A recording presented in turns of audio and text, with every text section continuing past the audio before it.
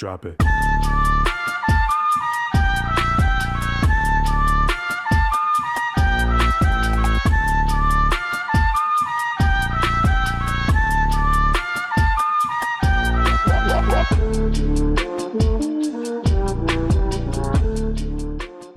And how is everybody doing? How's everybody doing? Let's get right into it. We got market open, guys. Here, our job is to make money fast, go about our day. Now, there's quite a few of you see here looking at this trade, maybe NQ. Some of you might be trading ES. If you rather look at ES, let's look at ES here. Now with the ES, what we have is a trade design up. Our LED here is telling you get out. You see the red here? We have a potential break of the super trend here, right? And the trend is down, right? This is the secret charts.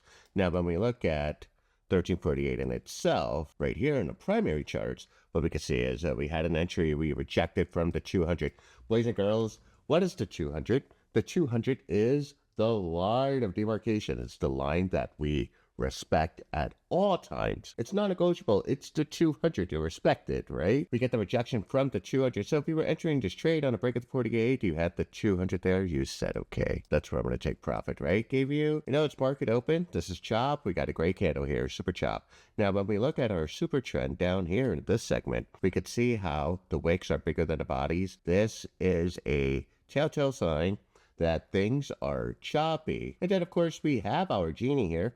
And our genie is just all over the place. It's telling us that the 4-hour trend is green. Actually, let me make it bigger for you. All right, so our genie here on our primary chart is saying, hey, there's a lot of conflict here, right? The 4-hour says, hey, we're bullish, but our thesis is bearish. And then we got full confluences with all the bands. Now, there's nothing to do here, right? We have not broken below the super trend line here with the secret charts, right?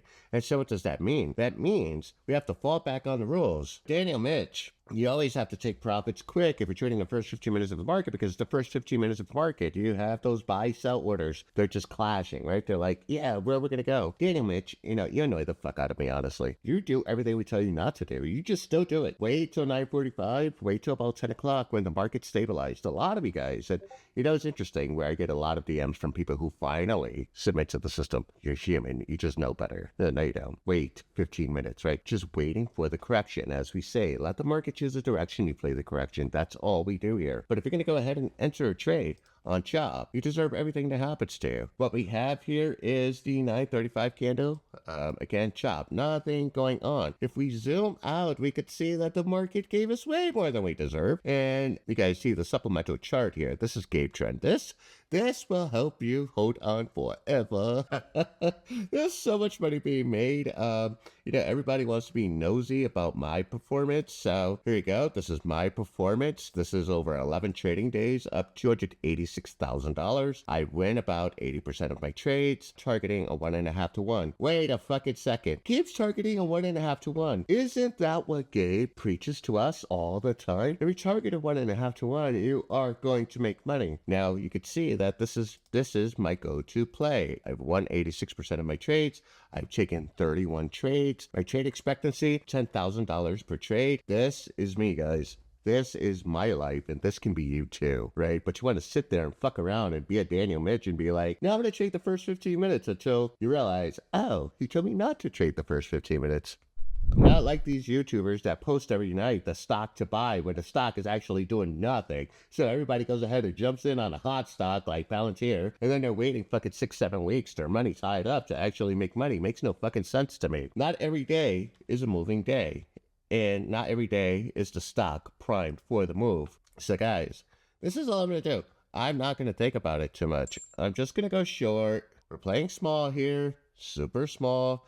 And that's another thing. Some of you may be playing too big, but I want you to play small. Why? Sometimes playing small removes that fifth element, right? That fifth element being anxiety, the fear of being wrong, the fear of losing. You want to be able to trade as if it's just the cost of doing business, such as putting gas in your car to get to work is the cost of doing business. And so you got to start looking at your losses in the market like that. So we trade small. Hey, we took that loss. It's just the cost of doing business. As long as we don't do self-sabotaging things to ourselves, like trade too big or trade too large for a port, that's when things, your butt starts puckering and you just start making very clouded, unnecessary, just overly complex decisions about your trading. In this example, clearly I was wrong. Only down 600 bucks here. I was wrong. Am I going to break here?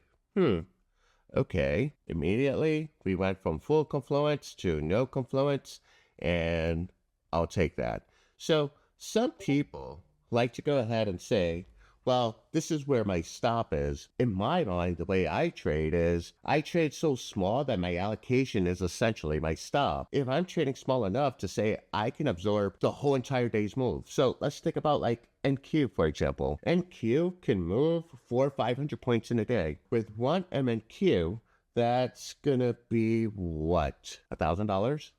Correct me if I'm wrong. Yeah, you would have to digest the fact that if you enter with one MNQ and you want to be able to hold the whole day, that your drawdown is going to be about $1,000. Now we have a question here. Market is stopping me out frequently and moving in the direction I want it to. What do I do? Okay, so to answer that, we have something called the DSR range here. You see that there? Now, if you get stopped out, it's because you're supposed to get stopped out. Do not fear getting stopped out. Now, if you entered the trade right here, right where, let's see, the price line, we have 60.7875, then your stop needs to be the DSR. You cannot have your stop way up here and attempting to choke the trade, because then what happens is you're going to get stopped out more. Now, if you're worried about losing money, then that means that your trade size is just way too big, as we were talking about earlier. So you scale down your trade size so you give yourself more room to breathe, right? It's smaller allocation, larger stop, right? Larger allocation, smaller stop. After entering a trade based on DSR, do I still move my stop based on a trailing stop loss? No, you move it based on the DSR. When you're using a trailing stop's for two things. A discount on your risk. Let me show you. You see this DSR? This DSR is designed to discount my risk. Now, what does discounting risk mean? It means that as the trade starts going in our favor, I can take the DSR and discount my risk all the way up to break even. We trail it down to break even. So now, once we're break even, we don't do anything until the DSR has broken to 1-to-1 or the 1.5-to-1. Then we move our stop that way. You can discount it, right? So another critical moment is if you take your risk and you cut it in half. So right here, let's say I got a perfect entry here in this box, right? I've now cut my risk by 3/4 here. So the trade is severely discounted. If I got a perfect entry here and the DSR is right here, it has not come to break even yet, but it's discounted my risk by 75%. Now, when we go back to my stats, you see that my average risk reward is 1.65. I'm attempting to discount my risk, okay? And so here we go, you see. Now, what I would do here is protect my entry point here once my DSR comes down here, which would also mean I'd be up significantly. Now, for those who are like, oh, let me take profit now, you were up $100 relative. If that was your 1%, the $100 was your 1% on the port, then you take it. I'm just going to go ahead and chill in this trade. I really don't care about the trade. Everything is to the downside here. We are fighting once again with this level at 6,073. I'm going to go ahead and mark that. That's 673. That's courtesy of the secret chart. Yes, we're going to give it one more go, and then I'll go ahead and use DSR to start discounting my trade, right? Can we put the price on the DSR so we know? No, man, stop asking so much of us. Jesus Christ. Just stop being, you can see the price. The price is there. Just work it. Oh my God, we've done enough.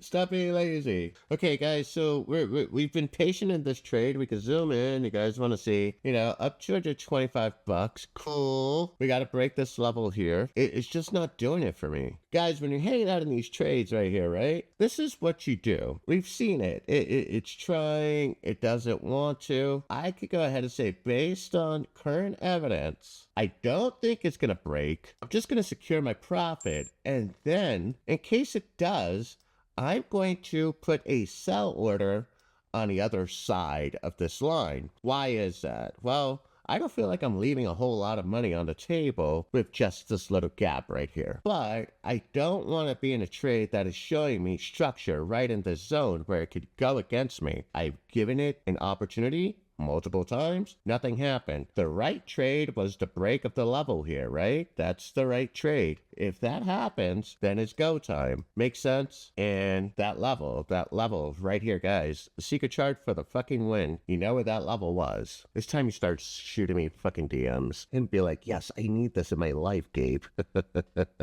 People do message me when I'm live. Jeez. Doesn't look like much going on here. Let's go back to NQ. Let's see if we could make some money here. We made, what, 150 bucks on ES? I know. Nothing life-changing yet. It's compounding. Now, we do the study halls, and obviously, I trade smaller for study halls because I do not want you guys to develop a false confidence. See, I have 100% confidence in what I can do. I need you to have 100% confidence in what you can do. So this is why we avoid big numbers when I'm live, okay? I don't want some nitwit like, yeah, I went 15 contracts with Gabe, and I lost the wife, the house, I lost the dog. Yeah, the dog, man. She took the dog. Yeah, her loose neck son. I really like her so much anyway. So is my stepson. She can have him. What I'm going to do is I'm going to close my position. I'm going to close my position there until I start getting colorized candles. When they take the dog, they're just doing it out of spite because there's not many women are going to want to go ahead and deal with like a 90-plus dog, right? Who's out there taking human-sized shits. There's very, very few women who will tolerate that. And the reason why I said don't do as I do is because I jumped into the trade because I missed it due to me being, I don't know, caught up with the fucking doggy, man. See, doggies always fucking shit up. You see my allocation here? 98 contracts, and I came in with 5. I'm so small. If I were to add to my position, I'm not averaging down because I really don't have a position. I'm too small to have established a position. So what this does is by playing small, we're not saying average down, we're saying you can size in and sort of kind of like sculpt the trade a little bit. This is not averaging down. Averaging down is your position was 15 contracts. You entered the 15 contracts, then you went to 30. No, if your allocation says 4 contracts, but you only entered with 1, you got 3 contracts potentially that to enter into your full position to sort of kind of like average down. Does that make sense? Okay, here we go. We're just holding on this trade. I was profitable. Let's again zoom in. Here we go. DSR. I just followed it right there. I'm up $900. Again, guys, this is stuff that you can do. This is why I trade small, so that I could show you that this system is attainable. It's something that you can do. You don't have to go ahead and aim for the stars and be like, yeah, I'm going to make 250K like Gabe did in a week. You don't have to do that. I've been doing this way too long. I've earned that right. MNQ for the win. There you go. Right? And guys, this is what makes MNQ such a beautiful thing. And this is why Apex doesn't allow the dollar cost averaging. Is for that particular reason. It's not, okay, so think about it. Let's say your one whole allocation's 1 NQ, but you enter the trade with 2 MNQs. And the trade doesn't really go in your favor, but you haven't fully committed, and you have 8 additional contracts, right? To sort of kind of manipulate your average. You can do that, but you can't do 1 NQ and then double down with another NQ. And guys, here we go. Just believing in the system and the trend. We're up $1,300, right? You don't have to be some whiz here. You just got to trust the system. And, you know, I've given you all more than you deserve. I'm just going to close that there, like whatever. I should have taken profit. Either way, this session profitable. And we're showing you proof of concept. This is trade 1348. This is study hall. You can do what I do. I don't recommend it. You can learn what I do. I highly recommend that. I made $77,000 today. $45,000 yesterday. $42,000 the day before. $1,500 because I was just fucking around. $32,000. $73,000. $4,000. Off day, 3,000, right? I print when I want to, and I count on myself every single day. I count on myself and I count on my system. And when I give you guys a product, it's me putting in hours upon hours. I'm sitting in this dungeon. You know, I'm sure you guys do a lot of back testing. I back test the right information. And then my job as your teacher is to say, here's the information to focus on this, back test this, Go make your money. That's not overcomplicated. I love you all. I'm signing out. We made money. I owe you nothing more. I owe you nothing more other than showing you proof of concept and that the system works. That's it. I know a lot of you printed with me on ES and NQ. We're done here. I'm signing out. Peace out.